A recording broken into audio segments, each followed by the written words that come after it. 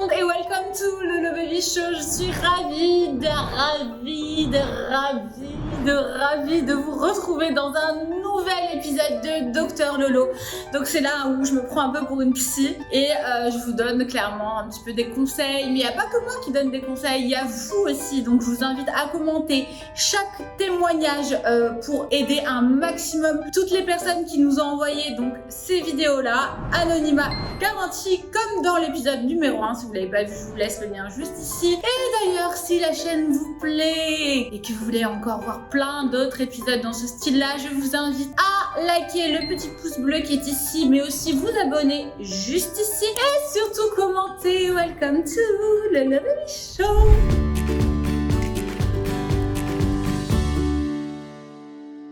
Donc autant vous dire que je vous remercie énormément d'être de plus en plus nombreux à m'envoyer vos témoignages. Donc ça n'a pas été vraiment facile de sélectionner vos témoignages puisqu'il y en a eu beaucoup. Il y en a aussi beaucoup par écrit. Alors à savoir que pour cet épisode spécial, je recherche que des témoignages vidéo justement pour que on puisse plus ou moins sentir la proximité qu'il y a entre vous et moi. Donc n'hésitez pas à m'envoyer par DM avec juste petite phrase en écrivant Docteur Lolo, vos témoignages en vidéo pour le prochain épisode. DM Insta, je vous laisse mon Instagram qui est juste ici pour pouvoir participer au prochain épisode de Docteur Lolo. Juste avant de commencer, stop! Cette vidéo est sponsorisée. Elle est sponsorisée par Letishop, l'application gratuite de cashback qui travaille avec plus de 3000 marques. Donc, c'est-à-dire, vous avez Asos, vous avez Nike, vous avez aussi Castorama et oui, énormément de marques dans plein de catégories. C'est une application de cashback qui va vous permettre de faire du shopping tout en gagnant de l'argent. Donc, le cashback, qu'est-ce que c'est, vous allez me dire? En fait, c'est très simple. C'est une commission que va verser la marque à Letishop à chaque fois que vous allez passer une commande avec les marques partenaires. Et donc, vous allez pouvoir être remboursé une partie de votre commande. Donc, ça évite d'aller chercher des codes promo à droite et à gauche. Là, en une seule appli, vous avez toutes les réductions et toutes les promos. À savoir aussi que c'est une application gratuite, mais qu'ils ont aussi un site si vous préférez faire du shopping sur votre ordinateur. Les cashbacks sont cumulables avec les soldes et c'est les seuls à proposer un taux très haut, genre 35%. Et ouais les gars, et là en ce moment c'est la Black Friday. Donc, ne tardez plus, téléchargez gratuitement Letishop et profitez du cashback avec plus de 3000 marques partenaires, lien dans ma bio. Après ce méga bon plan, profitez-en et surtout, revenons-en à nos témoignages. Alors, premier témoignage. Salut Laura, j'espère que tu vas bien. Petit problème du jour. J'ai appris que j'étais enceinte, mon copain très heureux. J'ai juste mis un snap sur mon snap en disant enfin une bonne nouvelle. Le meilleur ami de mon copain a deviné directement que j'étais enceinte. On va savoir comment. Sauf qu'il a très mal pris. En disant que le fœtus allait mourir, en me rabaissant de tous les noms, en rabaissant mon conjoint, en lui disant qu'il avait pas plein de problèmes, patati patata. Moi, à mes yeux, je trouve que c'est une relation néfaste. Mais c'est quand même le meilleur ami de mon conjoint, c'est quand même assez compliqué. Dis-moi, toi, ce que tu ferais à ma place, s'il te plaît. Bisous. Waouh, je suis choquée. C'est abusé ce que tu viens de nous raconter. Bon, déjà de une, je voulais te souhaiter toutes mes félicitations pour ta grossesse. Tu verras, la grossesse, il y a du bon, il y a du contre. Je te laisse tous les anciens épisodes de Lolo Baby Show si tu veux savoir quand j'étais enceinte. J'ai parlé sans tabou. Mais en tout cas, ce n'est que du bonheur et je te souhaite toutes mes félicitations. Vraiment du profond du cœur. Donc, en fait, ton problème, il m'a vraiment choquée parce que c'est là où on voit que certaines amitiés peuvent être très malsaine. Alors, autant dans l'amitié femme avec femme, autant femme-homme et autant homme-homme. À voir vraiment qu'il y a certaines personnes qui sont pourries dans l'âme. Moi, pour moi, ça, j'arrive pas forcément à comprendre. Alors, je pense qu'ils ont peut-être une amitié un peu trop fusionnelle, ils sont peut-être un peu trop ensemble. Dans sa tête, tu dois être l'ennemi à abattre parce que tu es la personne qui va voler son meilleur ami, quoi. Mais en fait, c'est pas du tout ça. Je pense que cette personne-là doit être très seule, peut-être de se sentir seule. Déjà, elle est surtout très mauvaise mauvaise pour souhaiter des choses aussi, ou même rien que d'imaginer ou de parler ou de dire des choses aussi graves. On peut excuser pas mal de choses, c'est-à-dire une jalousie, une amitié un peu trop possessive, ça peut se pardonner, mais là, souhaiter ou même parler mal, je pense que c'est une personne mauvaise, personnellement, ou peut-être qu'elle devient mauvaise parce qu'elle est trop jalouse. Personnellement, je pense que ton homme devrait s'éloigner de cette personne-là, parce que même si c'est son ami, on ne peut pas pardonner de tels propos pour ma part. Et toi, il faut vraiment que tu vives une grossesse épanouie avec des gens qui vont t'apporter de très bonnes ondes, des ondes positives. Être entouré de personnes positives peut vraiment changer votre vie et surtout des personnes bienveillantes envers vous. Et là, c'est vraiment tout sauf le cas. Mais à savoir que vous, là, à l'heure actuelle, vous devez penser à vous, à votre futur bébé et vous entourer vraiment de bonnes choses et de bonnes personnes parce que c'est une belle période et Dieu vous donne la chance de pouvoir être parent. Donc, vous savez, des fois, les chemins se séparent. Il y a des amitiés qui tournent à droite, tournent à gauche. Voilà, des fois, on ne parle plus aux mêmes personnes qu'on parlait d'il y a 5 ans, il y a 10 ans parce que, justement, les vies évoluent. Faut pas le voir comme quelque chose de négatif. Moi, je serais toi, je le prendrais vraiment comme du positif. Focalise-toi sur toi, ton mari et ta grossesse. Témoignage suivant. Je vais d'abord commencer et te dire que je t'aimais et que j'adorais tes vidéos. Et aujourd'hui, j'ai une question.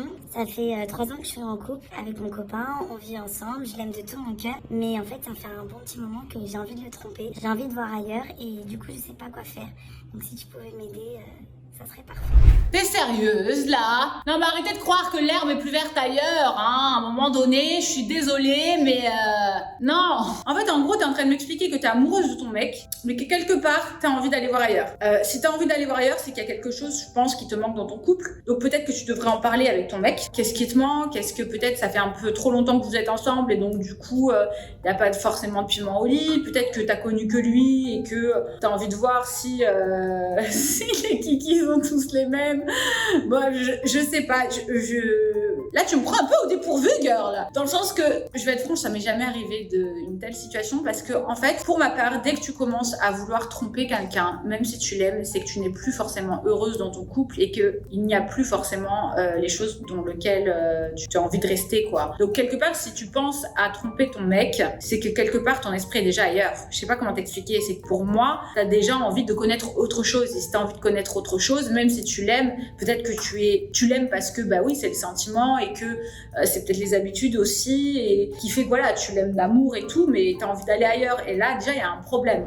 Donc, est-ce que tu l'aimes encore vraiment ou est-ce que c'est purement sexuel d'avoir envie d'aller voir ailleurs? Tout ça, je pense que c'est des questions dans lesquelles tu dois te poser. Tu dois aussi te dire que, tu sais, des fois, on pense que l'herbe est plus verte ailleurs et en fait, pas du tout. Hein. Chaque personne est plus ou moins dans une relation type et on se dit, ah là là, pourquoi j'irai pas voir ailleurs? Parce que peut-être il manque ci ou il manque ça, mais en fait, on se rend compte que on est quand même bien chez soi. Donc, réfléchis bien à tout ça parce que si t'as vraiment envie d'aller voir ailleurs, c'est que quelque part, tu ne te plais plus dans cette relation. Donc, soit tu fais en sorte d'améliorer ta relation. Peut-être aussi, c'est peut-être un problème de passion. C'est parce que justement, ça fait longtemps que t'es avec ton mec et t'as plus forcément cette passion-là. Donc, si t'as plus cette passion-là, pour moi, c'est que peut-être tu cherches une nouvelle passion ailleurs. Donc, si tu cherches une nouvelle passion ailleurs, c'est que tu as envie d'aller voir ailleurs. Donc peut-être qu'il faudrait que tu le fasses. En tout cas, la tromperie, ce n'est pas une solution.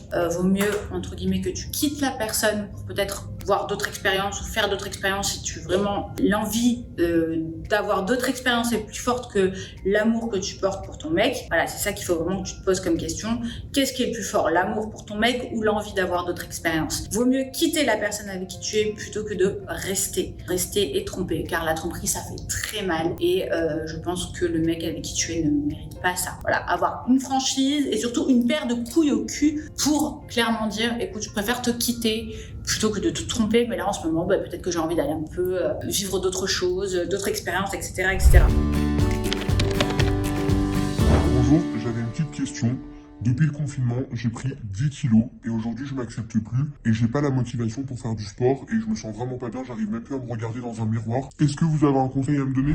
Oh, autant vous dire que ce témoignage m'a fait trop de peine. Je pense qu'il y a pas mal de personnes qui ont pris du poids pendant le confinement et qui se sentent forcément pas bien. Pour moi, il n'y a pas d'idéal de poids, c'est-à-dire que il y a des personnes qui préfèrent être un peu plus voluptueuses, d'autres personnes beaucoup plus minces. Le truc, c'est juste se sentir bien dans son corps. Et toi, là, clairement, tu viens de le dire, tu ne te sens pas bien. Et quels sont les conseils pour que tu te sentes bien? Alors, je pense qu'il faut se donner les moyens de se sentir bien. Il faut le faire pour soi et pas pour les autres. Aussi. Et puis, tout ce qui te plaît à toi n'est pas forcément du goût des autres non plus. Fixe les objectifs. Qu'est-ce que tu as envie? Combien de poids tu as envie de perdre? Et donne-toi les moyens de le faire. Parce que souvent, on a envie de le faire et on met pas ça en pratique. Alors, on va peut-être aussi se reposer souvent sur le fait de le no time. Genre, on n'a pas le temps d'aller au sport, on n'a pas le temps de manger une salade, on va plutôt manger un truc un peu plus gras. Un sandwich, ça va plus vite. Et surtout, on va se dire, voilà, je recommencerai demain, je ferai le régime demain. Oh, puis je me laisse aller. Mais en fait, tout ça, accumulé. Au final, vous ne perdez rien du tout. Et vous êtes toujours aussi mal dans votre peau. Or, la seule personne avec qui vous vivez toute votre vie, c'est votre corps. Donc, il faut se donner les moyens de se sentir bien. Enfin, moi, personnellement, c'est ma vision des choses. Motive-toi, crois en toi. Dis-toi, vas-y, demain, j'ai décidé de plus manger de la merde, je mange plus de la merde, c'est fini, c'est comme ça en fait. Parce que je l'ai décidé, parce que c'est dans ton mental, c'est pas dans les autres. Je vous dis la vérité, vous le savez, j'ai beaucoup galéré à perdre mes kilos de grossesse et je galère encore, il m'en reste 4. Je sais que c'est pas évident, je sais que ça peut être très frustrant aussi quand vous voyez que vous allez stagner sur putain de balance et qu'au final il y a rien qui va descendre et ça peut démotiver. Mais je vous promets qu'au final, les efforts ça paye, il faut y arriver. Il n'y a pas de secret, hein. C'est le sport, la nutrition. Vous pouvez vous faire aider de compléments alimentaires. Je me fais aider de compléments alimentaires. Mais c'est pas ça, c'est pas la solution non plus. Et même celles qui vont me dire, ouais, mais il y a la lipo et tout. La lipo, ça vous enlève rien, hein, en fait. La lipo, ça va vous enlever sur le coup. Mais si vous continuez à manger gras, pas à vous entretenir, ça revient au centuple. La lipo, c'est pas magique, hein, les gars. Hein. Je veux dire, ça laisse des séquelles sur votre corps. Moi, la preuve, vous savez, j'ai une grosse tache qui a été faite par mon ancien chirurgien sur le côté. Et dites-vous une chose, c'est qu'il n'y a que vous qui pouvez changer les choses et votre bien-être. Je t'envoie toute ma force et ma positivité. Coucou Laura, j'espère que tu vas bien. Alors tout d'abord, je veux te dire que j'adore ce que tu fais. Je regarde beaucoup ta chaîne YouTube, elle déchire. Voilà, c'est particulier ce que je veux dire. En fait, c'est même un peu gênant, mais bon, je me lance. Si tu veux, je suis amoureux de mon meilleur pote. Je suis gay, voilà, je le dis. Et j'ai des sentiments pour lui. C'est un peu étrange et voilà, ça me trouble un peu. Et voilà, je voulais t'en parler et dis-moi ce que tu en penses. Merci Laura. Oh, trop chou. Alors, je pense que ça soit chez les hétéros ou chez les homosexuels, ça peut être quelque chose qui est assez courant. C'est-à-dire que souvent, quand on est trop proximité avec son meilleur ami et qu'on s'entend bien, on peut commencer à développer des sentiments. Là, c'est clairement, je sais pas si tu as fait ton coming out et tout le monde le sait, plus ou moins que tu es homosexuel ou pas, et que lui le sait. Mais en tout cas, moi, je t'invite à être toi et à lui dire s'il ne le sait pas, parce que dans les témoignages, on sait pas trop. Et surtout, t'es amoureux, dis-lui. Je comprends que tu aies peur de lui dire tes sentiments parce que peut-être tu as peur que ton amitié change, mais en tout cas si c'est vraiment ton ami et que lui il ne ressent pas forcément des sentiments amoureux, il va te garder en tant qu'ami parce qu'en fait l'amitié elle est quand même assez forte je pense pour passer au-dessus du fait que lui il est peut-être pas forcément amoureux de toi mais il va te garder en tant qu'ami et si votre amitié elle est vraiment forte comme tu le dis et que tu le ressens vraiment t'as besoin d'être ami avec lui, vaut mieux être franc et lui dire voilà je suis amoureux de toi, j'espère que si tu ne l'es pas on peut rester amis plutôt que de cacher ce sentiment qui peut être très beau et peut aussi ouvrir la porte sur une nouvelle histoire. Donc moi mon conseil c'est n'aie pas peur, s'il est vraiment ton ami il restera ton ami et surtout voilà s'il y a une histoire d'amour à créer il faut pas passer à côté. Bonjour Laura, bonjour tout le monde. Donc pour ma part, je suis en couple avec un mec, ça fait maintenant 9 mois. Il y a des sentiments, je l'aime et il m'aime, ça c'est clair. Le problème c'est que tout le monde refuse d'accepter cette relation. Notamment ma famille, mes amis, mon entourage à moi. Parce que c'est un délinquant, il a fait beaucoup de prison, c'est un mec qui vit dans un milieu très violent, très mauvais, que moi j'en fais pas partie et que j'ai du mal à m'intégrer d'ailleurs et que je refuse de m'intégrer. Donc c'est ce qui cause beaucoup de problèmes entre nous. Oh, alors, j'ai pas mâché mes mots, je pense qu'on a toutes plus ou moins kiffé à un moment donné, une période, les bad boys. Est-ce que ça va t'attirer du positif ou pas dans ta vie? Je ne sais pas. Je ne juge aucun style de vie de personne, mais je pense que peut-être tes parents, s'ils veulent pas que tu aies une relation amoureuse avec un délinquant ou quoi que ce soit, c'est parce qu'ils ont peur pour toi. Donc il faut pas forcément que tu voies le mal. Maintenant, il faut que tu penses à toi aussi, parce que peut-être que ton bien-être il est uniquement avec cette personne et que tu ne te vois pas avec quelqu'un d'autre. Mais attention, est-ce que cette personne, si elle t'aime vraiment, elle peut pas changer son style de vie pour toi? Parce qu'au final, malheureusement, ça peut t'apporter des mauvaises choses et même pour lui, ça peut lui apporter des mauvaises choses. Donc, est-ce que tu as vraiment envie de ça? Est-ce que tu as envie de passer par des moments peut-être durs dans ta vie ou des moments où tu seras séparé de lui, peut-être des moments plus graves? Voilà, il faudrait que tu pousses un peu plus le sujet et te dire comment tu te vois dans 5 ou 10 ans.